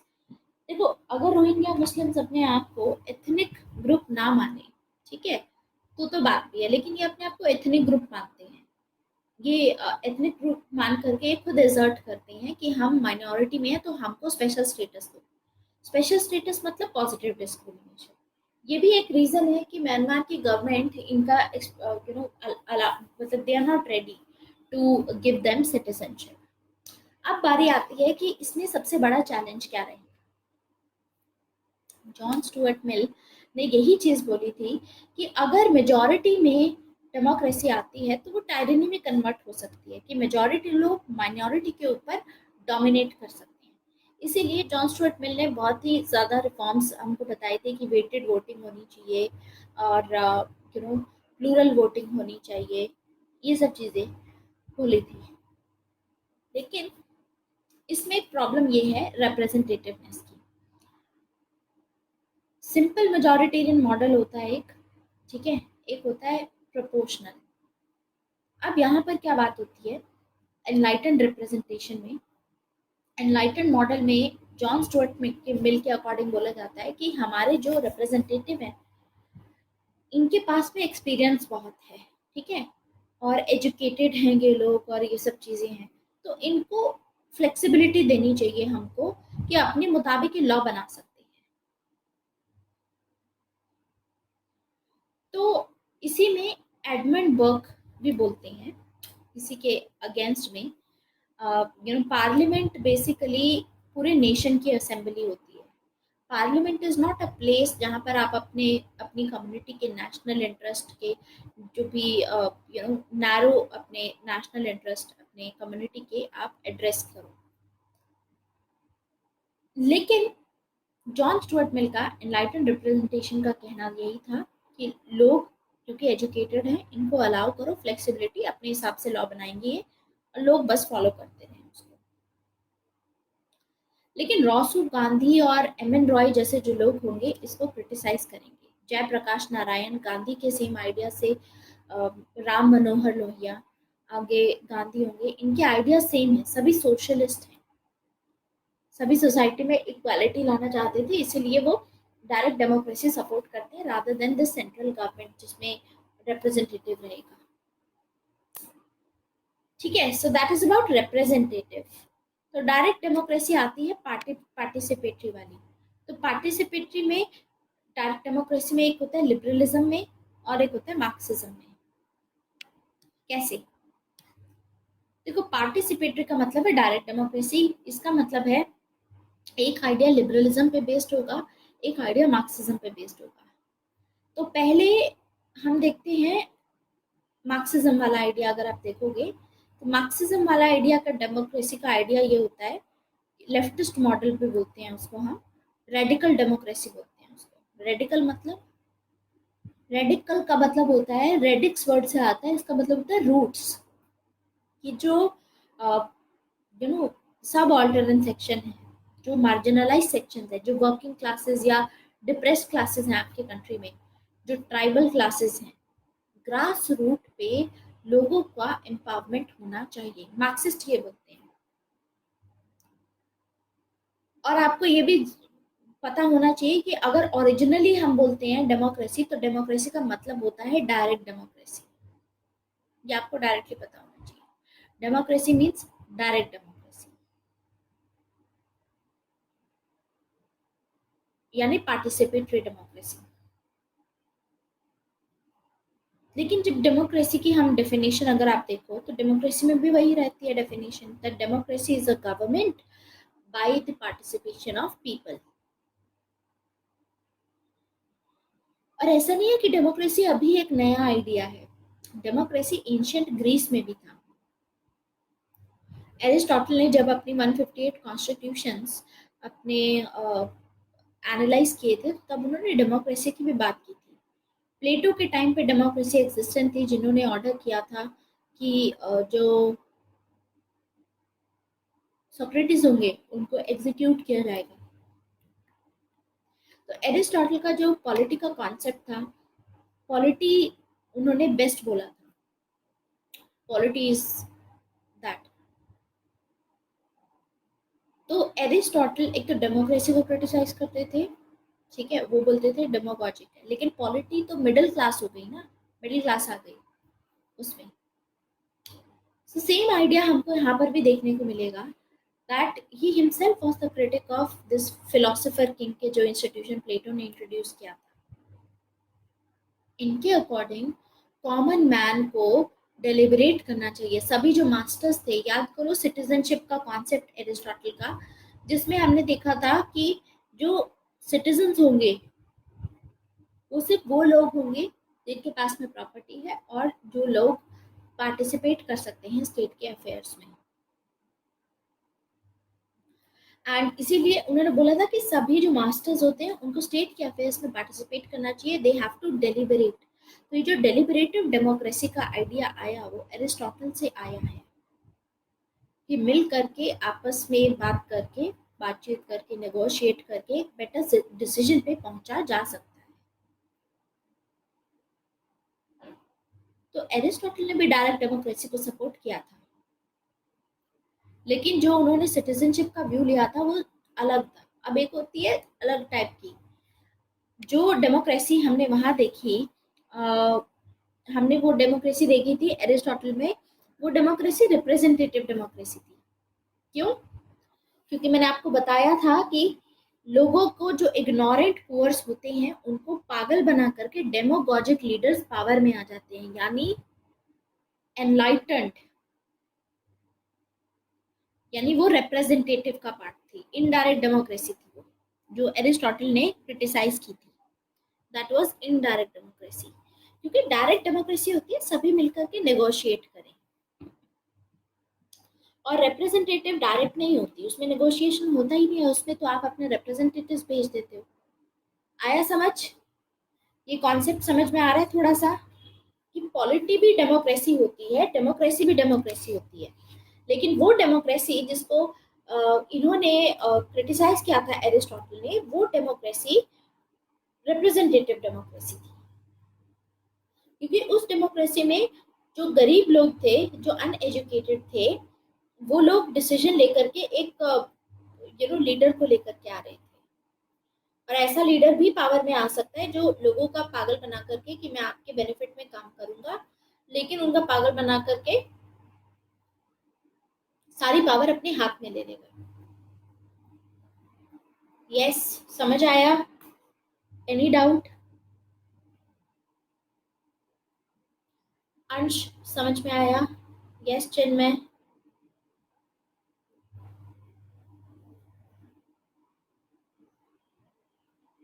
ठीक है। तो एक लिबरलिज्म का आइडिया है डेमोक्रेसी का, डायरेक्ट डेमोक्रेसी का, कि सभी को अपनी रियल विल के साथ में आना चाहिए, and they should have a conversation with each other, and accordingly एक गवर्नमेंट बननी चाहिए। तो ये तो हो गया लिबरलिज्म का डायरेक्ट डेमोक्रेसी, जो स्विट्जरलैंड में दिखता है हमको। एक होता है मार्क्सिज्म का पार्टिसिपेटरी डायरेक्ट डेमोक्रेसी। तो मार्क्सिज्म वाली डायरेक्ट डेमोक्रेसी में, वो भी मैंने आपको बता दिया कि उसमें क्या रहेगा। मार्क्सिज्म वाले में रहेगा कि जो लोग मार्जिनलाइज सेक्शन पे होते हैं, जो लोग डिप्रेस्ड क्लासेस का पार्ट होते हैं उनकी एम्पावरमेंट होनी चाहिए, ग्रास रूट डेमोक्रेसी होनी चाहिए। तो इस मार्क्सिज्म कैटेगरी में यहाँ पर हम डाल सकते हैं एम एन रॉय को। एम एन रॉय का रेडिकल ह्यूमनिज्म का कॉन्सेप्ट, तो रेडिकल डेमोक्रेसी की बात की थी एम एन रॉय ने। ठीक है, so these are the models of democracy. अभी आगे हम डिस्कस करेंगे इसको, कल फर्दर डिस्कस करेंगे representative democracy, participatory democracy and deliberative democracy. उसके बाद फिर राइट्स, फिर जस्टिस एंड फिर उसके बाद इक्वालिटी, ऐसे होगा ये। ठीक है, तो इसको फर्दर हम डिस्कस करेंगे। मैंने आपके साथ में पावर की पीडीएफ मैंने दे दी है। Have I given power PDF? अब वो दे दी ना, तो उसके बाद तो डेमोक्रेसी का ही आइडिया है। तो आई गिव यू डेमोक्रेसी का PDF tomorrow, because tomorrow will be covering that.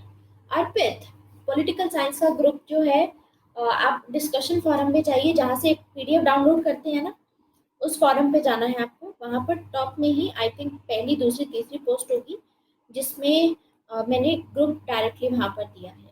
ठीक है, आप वहाँ से फॉलो कर सकते हैं। If not, I'll remember your name. You can text me @Ashna Sisodia. This is S is capital, okay? This A and S is capital. This is underscore Unacademy.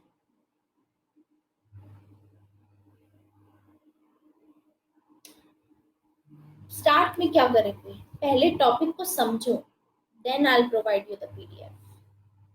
ठीक है, पीपीटी तो वैसे दे ही जाती है, पीपीटी से कर सकते हो, लेकिन आई वांट कि पहले एक बार वो समझो जो चीज़ वहाँ पे। फिर होता क्या है कि आप पढ़ोगे इधर उधर से, फिर कंफ्यूज हो जाओगे। सामने जो पढ़ाया जा रहा है उसमें कंफ्यूजन है तो उसमें पूछ सकते हो। चलो ठीक है, this is it for today. Thank you very much, bye bye. बाकी कल आपकी क्लास है, परसों आपकी छुट्टी रहेगी, तो रिविजन करते रहना अपनी।